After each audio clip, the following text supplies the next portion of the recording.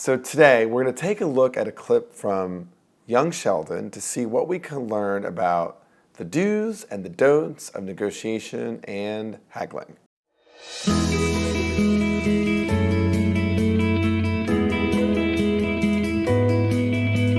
Let's go. All right, as soon as I get these tables set up on the lawn, y'all can start bringing that stuff out.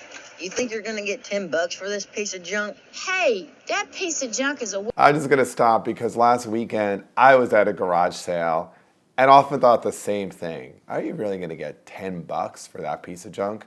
Rummage sales, garage sales, they are classic places for negotiations of a certain kind, which is haggle. But let's see, we're going to learn about haggle here or something useful about negotiation. wedding gift from my cheap-ass cousin Betty, and I was going to leave a little room to haggle. What the haggle? Negotiating.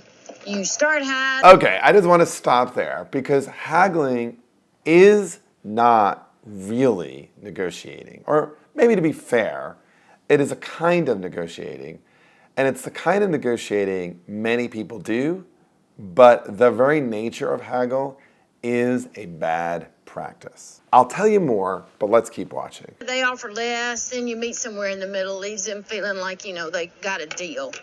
All right, let me just stop there. This is the problem with haggle.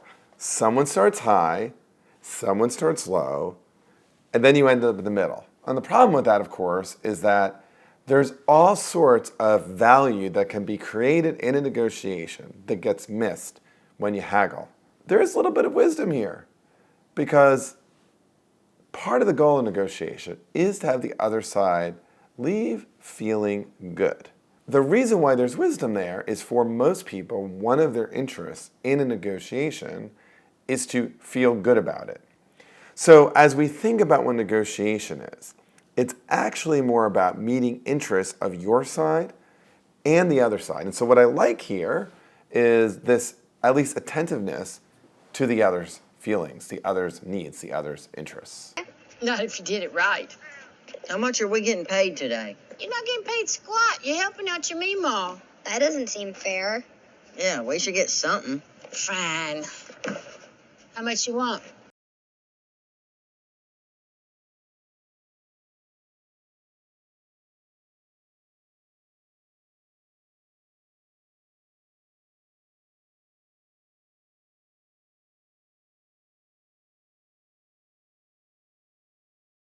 So in negotiation, really good negotiators understand that fairness or objective criteria is really important. And while this little girl here, I do not think it's a super sophisticated negotiator, she's doing something deeply human.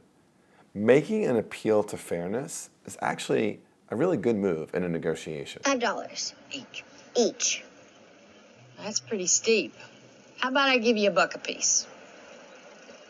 Let's meet in the middle. $3 each. Now we're haggling. Let me ask you a question. If you break something today, are you prepared to cover the cost of that? No. Well, we're going to have to factor that in. And did you bring your own lunch? You said we were getting pizza. Well, I did, but pizza ain't free. And I'm teaching you about negotiating, which is a pretty valuable life lesson, right?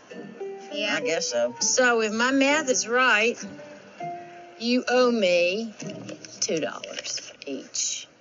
We owe you? So let's just stop here because this is so much more than haggling. This is fancy haggling. So what Mima is doing here is subtly adding in some issues. She's saying, first of all, I'm teaching you a life lesson. That's of value. Secondly, I'm giving you some lunch.